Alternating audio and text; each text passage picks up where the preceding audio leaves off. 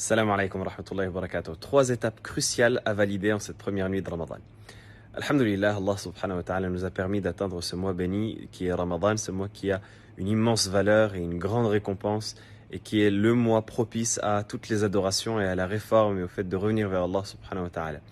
Et donc en cette première nuit, il y a trois choses très importantes à valider pour pouvoir espérer profiter de ce mois au mieux et accomplir ce qu'Allah subhanahu wa ta'ala nous a demandé dans ce mois. La première des choses, c'est l'intention. Il est obligatoire de préciser l'intention dans le cœur du jeûne du mois de Ramadan en cette première nuit. Chez le Malikiya, dans notre école, il suffit de préciser une intention pour tout le mois. C'est-à-dire qu'il me suffit de préciser en cette première nuit, dans mon cœur, que je vais avoir l'intention de jeûner tout le mois de Ramadan et ce sera bon, même si je ne renouvelle pas l'intention ensuite courant le mois, à condition qu'il n'y ait rien qui interrompe cette intention-là et donc qui casse sa continuité, comme le fait que la personne rompe le jeûne parce qu'elle est en voyage ou parce qu'elle est malade ou parce que la femme a ses menstrues, etc. Auquel cas, il faudra renouveler l'intention dès que cette dérogation-là qui a permis de rompre le jeûne s'arrêtera. Donc, en tout cas, il est important pour tout un chacun, pour toute personne qui va jeûner, de préciser cette intention-là durant la première nuit du mois de Ramadan et donc de mettre l'intention dans son cœur qu'il va jeûner tout le mois. S'il ne précise pas cette intention-là et que, disons par exemple, il s'endort, il se couche dès avant le maghrib de la première nuit jusqu'à après le fajr sans avoir précisé cette intention, eh bien le jeûne ne lui sera pas comptabilisé. Donc il est extrêmement important de préciser cette intention.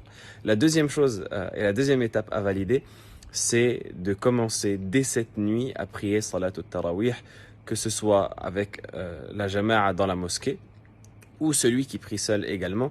Chaque personne doit prier une partie, Inch'Allah ta'ala, de cette nuit en cette première nuit de Ramadan.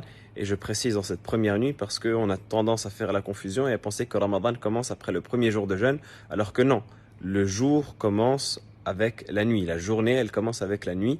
Donc ça veut dire que cette nuit-là, ce sera la première nuit de Ramadan.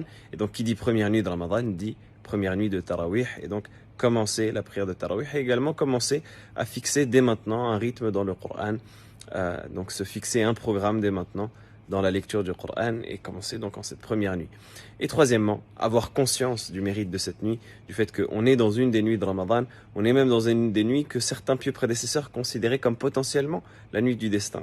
Certains avis vont dans le sens que la nuit du destin pourrait être même en dehors des 10 dernières nuits et donc à la première nuit de Ramadan.